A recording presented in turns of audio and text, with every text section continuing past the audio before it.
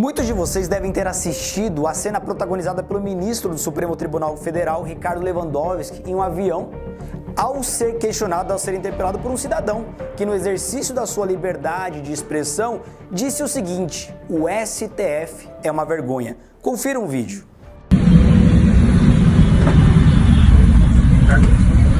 Ministro Lewandowski, o Supremo é uma vergonha, viu?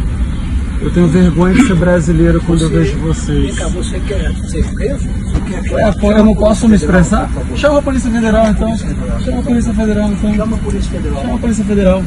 Como vocês viram, a frase é: o STF é uma vergonha, e imediatamente o ministro Ricardo Lewandowski ameaçou chamar a Polícia Federal, o que de fato ocorreu depois. O sujeito foi conduzido para a delegacia basicamente como uma voz de prisão.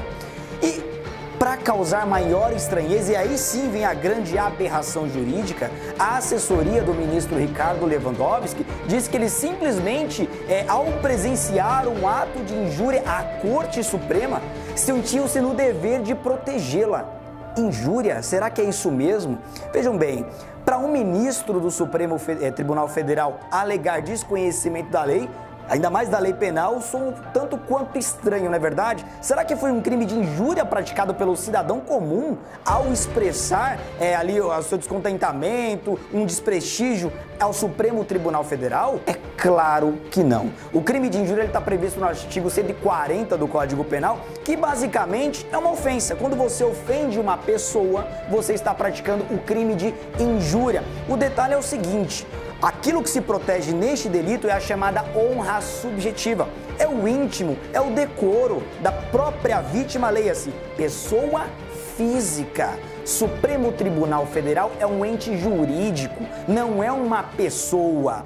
Obviamente que o Supremo Tribunal Federal não pode ser vítima do crime de injúria. Isso foi uma enorme aberração jurídica. Alguns poderiam pensar, não, mas seria um crime de desacato. Também não, porque um crime de desacato ocorre quando a vítima é um servidor público no desempenho da sua função ou então em razão dela. Também não é o caso. Foi dirigido à Suprema Corte e não à pessoa do ministro Ricardo Lewandowski. Então, imputar um crime contra o cidadão comum que está no exercício da sua liberdade de expressão, bom, isso sim é criminoso. A lei de abuso de autoridade, e nós vamos lembrar, claro, o ministro Ricardo Lewandowski é uma autoridade. Diz basicamente o seguinte lá no seu artigo 3º: constitui abuso de autoridade qualquer atentado à liberdade de locomoção, prisão injusta. O artigo 4º vai além, é mais específico. Constitui também abuso de autoridade ordenar ou executar medida privativa de liberdade sem as formalidades legais ou com abuso de poder.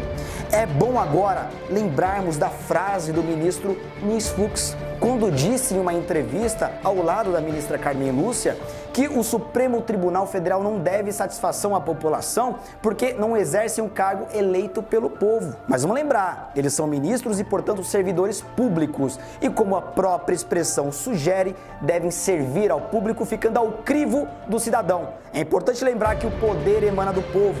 Essa é a base da democracia e a liberdade de expressão é um dos valores mais caros conquistados pelo nosso país e que, claro, deve ser protegido pelo Supremo Tribunal Federal. Então é bom que fique claro, um cidadão, ao expressar a sua intenção, ao expressar a sua opinião, ele não é criminoso. Agora, uma autoridade, ao dar voz de prisão a um cidadão, voz de prisão ilegal, este sim pratica um crime. Lamentável.